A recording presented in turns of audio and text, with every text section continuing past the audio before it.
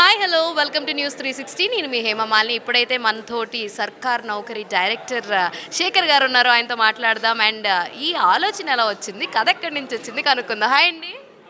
So ఆలోచన వచ్చినప్పుడే కథ వచ్చిందండి. ఓకే, సో యా హాయ్ అండి. యాక్చువల్లీ ఇది రియల్ అంటే కొన్ని నిజ జీవిత సంఘటనల ఆధారంగా తీసుకొని రాసిందే అండి. సో కొంత ఫిక్షన్, ఎలాగో సినిమా అంటేనే ఫిక్షన్ కదండి, కొంత ఫిక్షన్ కోసం కూడా చేసింది.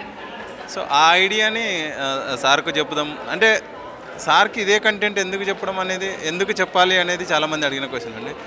లవ్ స్టోరీ కానీ, లేదా ఫ్యామిలీకి సంబంధించిన డ్రామా కానీ, ఒక మ్యూజికల్ మూవీ కానీ, డివోషనల్ మూవీ కానీ, ఆయన ఎవరెస్ట్ అంత ఎత్తులో ఉన్నాడండి. ఇంకా దాన్ని మనం క్రాస్ చేయలేం. సో అలాంటి అతను నన్ను ఒక కథ చెప్పమన్నప్పుడు, సినిమా చేస్తా అన్నప్పుడు, ఆయన టచ్ చేయని జోనర్ ఏమన్నా చెప్తే ఆయన ఇంప్రెస్ అయ్యే అవకాశం, దాన్ని ఇంప్రెస్ చేయాలనే ఆలోచన అండి, అంతకుమించి ఏం లేదు. సో అది చెప్పినప్పుడు ఆయన సింగిల్ వర్డ్ కూడా మాట్లాడకుండా ఆయన ఓకే చేయడం అనేది అది పెద్ద అచీవ్మెంట్ అండి. ఎందుకంటే 100 సినిమాలు చేసిన డైరెక్టర్.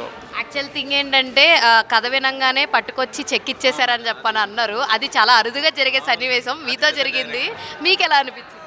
మేడం నిజానికి ఆ చెక్కు అది నిజంగా అంటే ఒక 1 వీక్ అయితే నేను విఎన్ఆది దగ్గరికి కాల్ చేశాను. సార్ ఈయన చెక్ ఇచ్చారు, అది నిజమే కదా సార్, అబద్ధమేం కాదు కదా, నేను నిజంగానే వచ్చాను ఆఫీస్కి కలనా అని. అంటే ఆయన ఒక ప్రొడ్యూసర్ చెక్ ఇచ్చాడంటే ఓకే, ఒక అట్రాక్ట్ అయ్యి ఇచ్చారేమో అని అనుకోవచ్చు. బట్ ఆయన ఒక లెజెండరీ డైరెక్టర్. సో ఆయనని ఇంప్రెస్ చేశానంటే నేను ఆ చెక్కు కన్నా వాల్యుబుల్ ఆయన ఇంప్రెస్ చేయడమే అండి. So very happy. ఈ కథ మీరు రాసుకున్నప్పుడు అండ్ సార్కి చెప్పినప్పుడు ఈ ప్యాడింగ్ ఏవైతే ఉందో యాక్టర్స్ వీళ్ళనే తీసుకుందాం అని మీ చాయిసా అండి, లేదంటే సార్?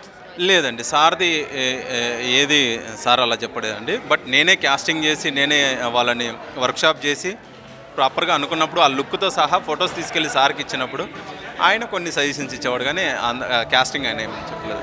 ఈవెన్ ఆదిత్యగా మన ఆకాశం తీసుకున్నప్పుడు కూడా మాకు ర్యాండమ్గా వచ్చిన ప్రొఫైల్ని సెలెక్ట్ చేసాం తప్పితే ఇది చూసి అయితే కాదండి, ఇది జెన్యూన్. సో ఈ ఆకాష్ గారి దగ్గరికి వెళ్ళిన ముందు కథ సునీత గారి దగ్గరికి వెళ్ళినప్పుడు ఒప్పించడం అన్న కొంచెం కష్టమైందా? లేదండి, సునీత గారి దగ్గరికి వెళ్ళలేదండి.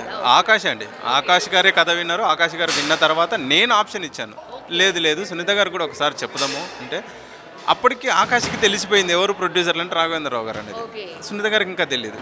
సో అప్పుడు నేనేమన్నంటే లేదు ఒక ఫీడ్బ్యాక్ కూడా మనకు వస్తుంది కదా, ఆవిడ పెద్ద మనిషి అంటే ఇండస్ట్రీలో ఆవిడ కొంచెం ఒక ఐడియా ఉంటుంది కదా సినిమా అని, సరే అని చెప్తానని చెప్పాను. చెప్పిన తర్వాత ఆమె అసలు ఆ ఎగ్జైట్మెంట్ చూసిన తర్వాత అప్పుడు నేను ఇంకొక, మేడం మీకు నచ్చితే నేను ఒక గుడ్ న్యూస్ ఇస్తానండి. ఏంటంటే అప్పుడు సార్ దీనికి మేడం ప్రొడ్యూసర్ రాఘవేంద్రరావు గారు అనగానే ఇంకా అసలు ఒకే రోజు 2 గుడ్ న్యూస్లు అనేది ఆవిడకు ఆ రోజు జరిగింది థింగ్ అండి. సో మీ పంచతంత్ర కథలు కూడా నేను చూశాను. ఐ వాజ్ లైక్ ఎంత బాగా తీశారు అంటే, ఇప్పుడున్న సినారియో అలాంటి కథలు చాలా తక్కువ వస్తున్నాయి. సో అలాంటప్పుడు ఆ కథని చూసి చాలా ఇంప్రెస్ అయినా యాజ్ ఎ ఆడియన్గా. సో మీరు ఇది తీశారని చెప్పి నాకు తెలియదు అంటిల్ అన్లెస్ అక్కడ అన్నప్పుడు. సో మీ జోనర్స్ అన్నీ కూడా ఒక డిఫరెంట్గా ఉంటాయి. దాని ఇన్స్పిరేషన్ ఎవరండి? ఇన్స్పిరేషన్ అంటే యాక్చువల్గా నేను అంటే ఒక పేరు వచ్చేంత వరకు, మనకు ఒక డైరెక్టర్గా పేరు వచ్చేంత వరకు జనాల్ని మెప్పించే కథలు అంటే జనాల్లోంచి వచ్చే కథలు ఎప్పుడు జనాల్ని ఎక్కువగా ఆకట్టుకుంటాయి అనేది ఒక అభిప్రాయం ఉండేదండి.